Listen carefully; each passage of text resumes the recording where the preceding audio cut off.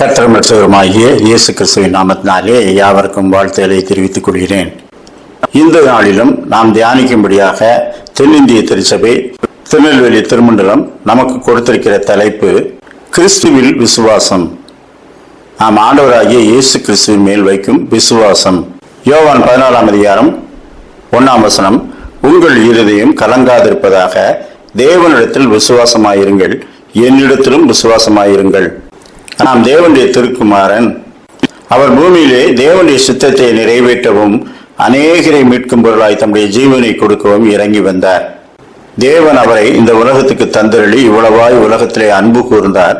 அவருடைய குமாரன் நாமத்தின் மேல் விசுவாசம் உள்ளவர்களாய் அவரை ஏற்றுக்கொண்டவர்கள் எத்தனை பேர்களோ அத்தனை பேர்களும் தேவனுடைய பிள்ளைகளாகி அவருடைய ரட்சிப்பை சுதந்திரித்துக் கொள்ளும்படிக்கு அனுக்கிரகம் செய்திருக்கிறார். எனவே பிதாவின் திருக்குமாரன் பூமிக்கு வந்து பிதாவின் தன்மைகளை வெளிப்படுத்தினார். எல்லாரும் பிதாவை விசுவாசிக்கும்படிக்கு ஏற்கனவே கற்பிக்கப்பட்டிருந்தது. தேவனுடைய எதிர்பார்ப்பெல்லாம் ஆதி முதல் மனுஷன் தேவனை விசுவாசித்து அவருக்கு பயந்திருக்க வேண்டும் என்பதுதான். ஆதியாகமம் 15ஆம் அதிகாரம் 6ஆம் வசனம், அவன் கர்த்தரை விசுவாசித்தான், அதை அவனுக்கு நீதியாக எண்ணினார். அப்படியானால் அவன் தன்னுடைய நற்செயல்களால் அல்ல, தேவன் மீது வைக்கும் விசுவாசத்தினால் நீதிமானாக எண்ணப்பட்டான், தேவனுடைய சிநேகிதன் எனப்பட்டான். ஆபகுக்கு 2ஆம் அதிகாரம் 4ஆம் வசனம், தன் விசுவாசத்தினாலே நீதிமான் பிழைப்பான். யாத்திராகமம் 14:31, கர்த்தர் எகிப்தியரில் செய்த அந்த மகத்தான கிரியையை இஸ்ரவேலர் கண்டார்கள். அப்பொழுது ஜனங்கள் கர்த்தருக்கு பயந்து கர்த்தரிடத்திலும் அவருடைய ஊழியக்காரனாகிய மோசேயினிடத்திலும் விசுவாசம் வைத்தார்கள். தேவன் மீது விசுவாசம் வைத்தார்கள். அவரை குறித்து அவர்களுக்கு அறிவித்த மோசேயின் மீதும் இவன் தேவனுடைய ஊழியக்காரன் என்று விசுவாசம் வைத்தார்கள். நிறைய சமயங்கள்ல நாங்க கடவுளை நம்புறோம், ஆனா இந்த குறுக்கை பேசிக்கொண்டிருக்கிற யாரையும் நாங்க நம்ப தயாராக இல்லை என்று சொல்வார்கள். அப்படியல்ல, ஆதியிலே தீர்க்கதரிசிகளையும் நியாயப்பிரமாணிகளையும் கர்த்தர் அனுப்பி கர்த்தர் மேல் விசுவாசம் வையுங்கள், அப்படி விசுவாசம் வைக்கும்படிக்கு சொன்ன அவருடைய ஊழியக்காரர்கள் என்று விசுவாசியுங்கள். அவர்களை கடவுள் என்று விசுவாசிக்க வேண்டாம், அவர்களை ஊழியக்காரர்கள் என்று விசுவாசியுங்கள். ஆனால் தேவனுடைய குமாரன் பூமிக்கு இறங்கி வந்தபோது தேவன் அவரை தம்முடைய குமாரன் என்று வெளிப்படுத்தினார். மறுரூப மலையிலே மோசேயும் தீர்க்கதரிசிகளின் தலைவனாக கருதப்பட்ட எலியாவும் அவரோடு சம்பாஷிக்கிறவர்களாக காணப்பட்டார்கள். இவர் என்னுடைய நேசகுமாரன், இவருக்கு செவி கொடுங்கள் என்று வானத்திலிருந்து சத்தம் உண்டாயிற்று. அந்த சத்தம் உண்டாகையில் இயேசு ஒருவரே காணப்பட்டார். அப்படியானால் அவர்கள் நியாயப்பிரமாணத்தை கொடுத்திருக்கலாம், தேவனுடைய ஊழியக்காரர் என்று விளங்க பண்ணியிருக்கலாம். ஆனால் ஒரே ஒருவர் மட்டும்தான் என்னுடைய குமாரன், அவர்கள் எல்லாரையும் விட இவர் விசேஷித்தவர், அவருக்கே செவி கொடுங்கள் என்று தேவன் வானத்திலிருந்து பேசினார். தேவகுமாரன் அதைத்தான் சொல்கிறார், தேவனிடத்திலே விசுவாசமாயிருங்கள், என்னிடத்திலும் விசுவாசமாயிருங்கள். அவர் அனுப்பினவரை நீங்கள் விசுவாசிப்பதே தேவனுக்கு ஏற்ற கிரியையாயிருக்கிறது. அப்படியானால் தேவனுடைய குமாரனை நாம் என்னவென்று விசுவாசிக்க வேண்டும்? அவர் பிதாவின் ஒரே பேரான குமாரன். அந்த தகுதி அவருக்கு என்று வேறொருவருக்கும் இல்லை. அவர் தமக்கு சித்தமான எல்லாவற்றையும் செய்யும்படிக்கு பிதாவினிடத்திலே அதிகாரம் பெற்றவர். என்னாலே அல்லாமல் ஒருவனும் பிதாவினிடத்திற்கு வரான். அப்படியானால் எல்லாரும் பிதாவினிடத்திற்கு வர வேண்டும். யார் மூலமாக வர வேண்டும்? தேவகுமாரன் மூலமாக வர வேண்டும். யோவான் 1:18, தேவனை ஒருவனும் ஒரு காலம் கண்டதில்லை, பிதாவின் மடியில் இருக்கிற ஒரே பேரான குமாரனை அவரை வெளிப்படுத்தினார். யோவான் 3ஆம் அதிகாரம் 16-18, தேவன் தம்முடைய ஒரே பேரான குமாரனை விசுவாசிக்கிறவன் எவனோ அவன் கெட்டு போகாமல் நித்திய ஜீவனை அடையும்படிக்கு அவரை தந்தருளி இவ்வளவாய் உலகத்தில் அன்பு கூர்ந்தார். தேவகுமாரனை தேவனுடைய குமாரன் என்று ஏற்றுக்கொள்ளாமல் வெவ்வேறு நபர்களாக அவர்கள் கருதினார்கள். இயேசு கிறிஸ்துவே தம்முடைய சீசர்களை பார்த்து, நீங்கள் என்னை யார் என்று சொல்லுகிறீர்கள்? அப்பொழுது ஒருவன் சொன்னான், நீர் ஜீவனுள்ள தேவனுடைய குமாரனாகிய கிறிஸ்து என்று நாங்கள் விசுவாசித்தும் அறிந்தும் இருக்கிறோம். குமாரன் உங்களை விடுதலையாக்கினால் மெய்யாகவே விடுதலையாவீர்கள். எனவே குமாரனை விசுவாசியுங்கள், அதுதான் தேவனுக்கு ஏற்ற கிரியை என்று சொல்லுகின்றார். என்னுடைய இஸ்லாமிய நண்பர் கேட்டார், இயேசு கிறிஸ்து எப்பொழுதாவது தன்னை கடவுள் என்றோ தேவனுடைய குமாரன் என்றோ சொல்லி இருக்கிறாரா? நான் தான் கடவுள் என்று எங்கேயாவது சொல்லி இருக்கிறாரா? நிறைய இடத்துல வெளிப்படுத்தி இருக்கிறார். நான் தேவனுடைய குமாரன் என்று அவர் அநேக முறை வெளிப்படுத்தி இருக்கிறார். அவர் தேவனுடைய ஸ்தானத்திலே வந்து வீட்டிலிருந்து தேவாலயத்திலே ஆளுகை செலுத்த வேண்டும் என்பது பிதாவின் சித்தமல்ல. பிதாவின் சித்தத்தை நிறைவேற்றும்படிக்கு ஊழியம் கொள்ளும்படிக்கு வராமல் ஊழியம் செய்யவும் அநேகரை மீட்கும் பொருளாய் தன்னுடைய ஜீவனை கொடுக்கவும் இறங்கி வந்தார். அப்படி வந்த இடத்திலே அவர் தன்னை தேவனுடைய குமாரன் என்று அநேக இடத்திலே வெளிப்படுத்தி இருக்கிறார். அதை முகமது நபி உட்பட இஸ்லாமியர்கள் நம்பவில்லை. தேவனுக்கு எப்படி குமாரன் இருக்க முடியும் என்று தங்கள் சிற்றறிவினாலே கேள்வி கேட்கிறார்கள். ஆனால் தேவனே வானத்திலிருந்து இவர் என்னுடைய நேசகுமாரன், இவருக்கு செவி கொடுங்கள் என்று சத்தம் உண்டாயிற்று. அதை ஒருவர் அல்ல, அநேகர் கேட்டார்கள். அநேகர் கேட்டு சாட்சி இடும்போது அதை நம்பாமல் ஒரு தனி மனிதன் சொல்லுவதை நம்புவதற்கு நிறைய பேர் ரெடியா இருக்காங்க. யோவான் 9:35-28, நீ தேவனுடைய குமாரனிடத்தில் விசுவாசமாய் இருக்கிறாயா என்றார். அவன் அவர்களை விசுவாசமாய் இருக்கும்படிக்கு அவர் யார் என்றான். உன்னுடனே பேசுகிறவர் அவர்தான் என்றார். அப்பொழுது அவன் விசுவாசிக்கிறேன் என்று சொல்லி அவரை பணிந்து கொண்டான். நான் பிறவிக்குருடனாய் இருந்த ஒருவனே, அவன் கண்களை திறந்திருந்தார். அவன் அவரை யார் என்று அறியவில்லை. அவர் தேவனுடைய குமாரன் என்று அவன் அறிந்திருக்கவில்லை. ஆனால் தேவகுமாரன் மற்றொரு நாள் அவனை சந்தித்து, நீ தேவனுடைய குமாரனிடத்திலே விசுவாசமாய் இருக்கிறாயா என்று கேட்கின்றார். நீ உனக்கு பார்வை கொடுத்தவர் யார் என்று அறிந்திருக்கிறாயா? அவர் தேவனுடைய குமாரனிடத்திலே விசுவாசமாய் இருக்கிறாய். உன்னுடனே பேசுகிற நான் தான் அவர். அப்பொழுது அவர் விசுவாசிக்கிறேன் என்று சொல்லுகின்றான். அப்பொழுது ஆண்டவர் சொல்லுகின்றார், காணாதவர்கள் காணும்படியாகவும் காண்கிறவர்கள் குருடராகும்படியும் நான் இந்த உலகத்துக்கு வந்தேன் என்று சொல்லுகின்றார்.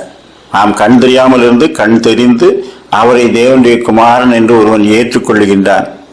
இதைவிட வேறு எந்த விதத்திலே தேவனுடைய குமாரன் தன்னை வெளிப்படுத்த முடியும்?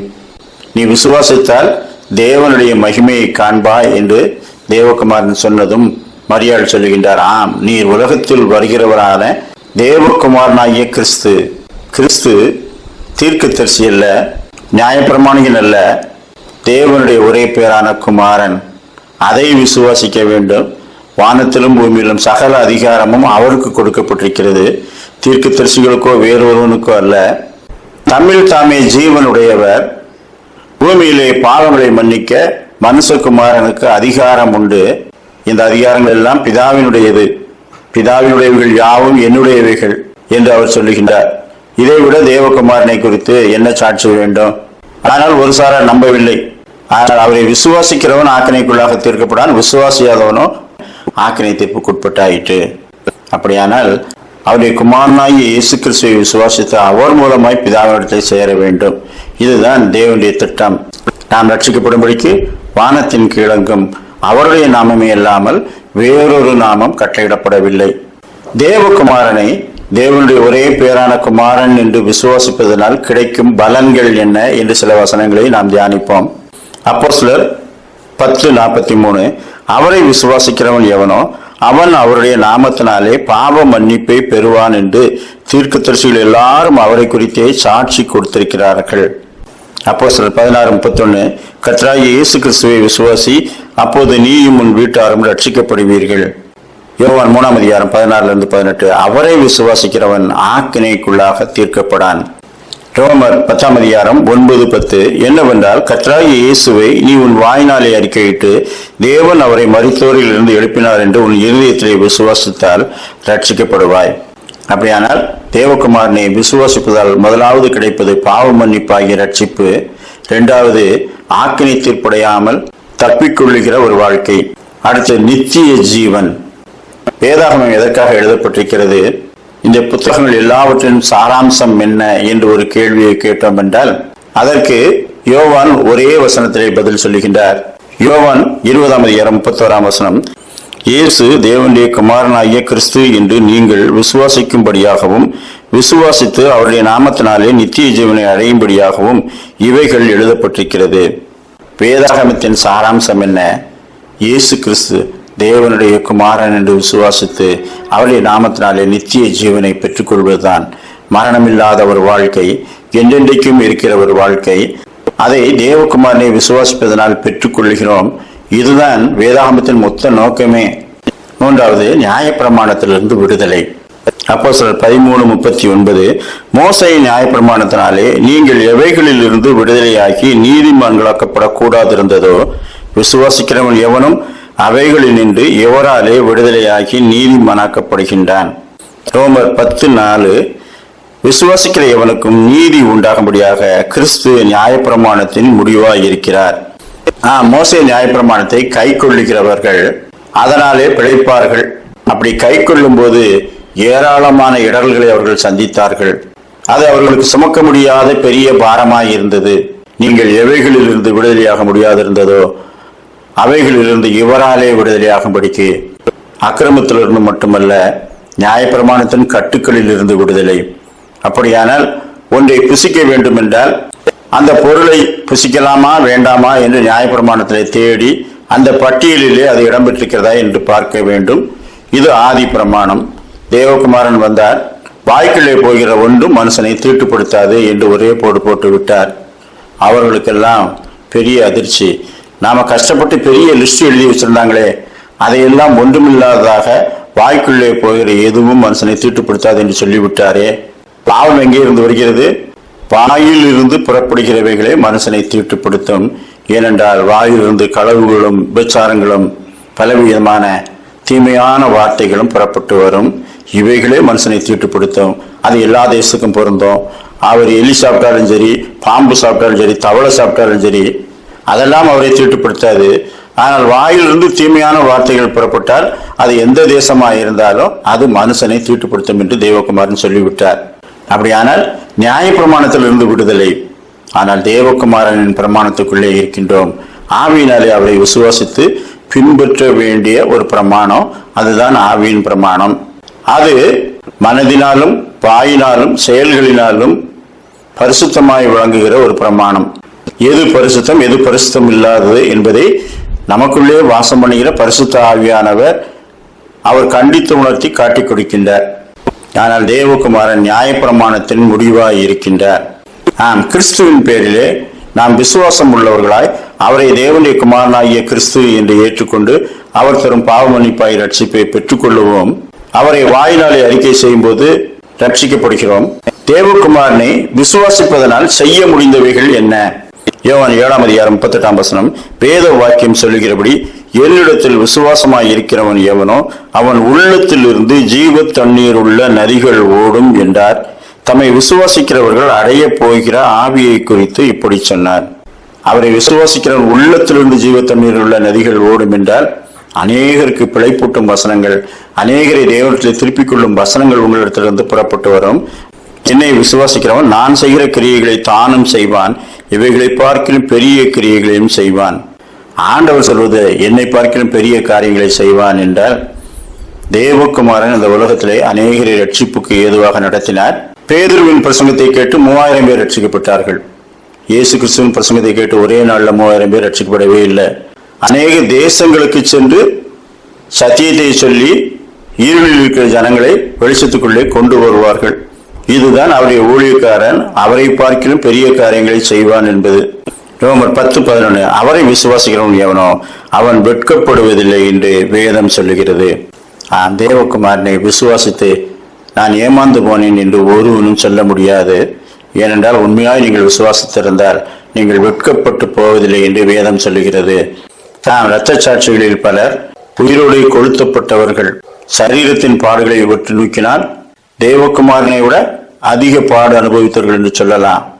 ஆனால் அவர் பரிசுத்தம் உள்ளவராய் பாட அனுபவித்தார். இவர்கள் பாவ சரீரத்திலே அவருக்காக பாட அனுபவித்தார்கள். இரத்த சாட்சிகளான அவரை தம்முடைய சேனையிலே உண்மையுள்ளவர்களாக அவர் சேர்த்து கொண்டார். அதனால்தான் நம்ம தேசத்துக்கு ரட்சிப்பு வந்தது. இங்கே வந்து மிஷினரிகள் கொடுத்த விலை எவ்வளவு அதிகம். பெரிய காரியங்களை கர்த்தர் அவர்களை கொண்டு செய்திருக்கின்றார்.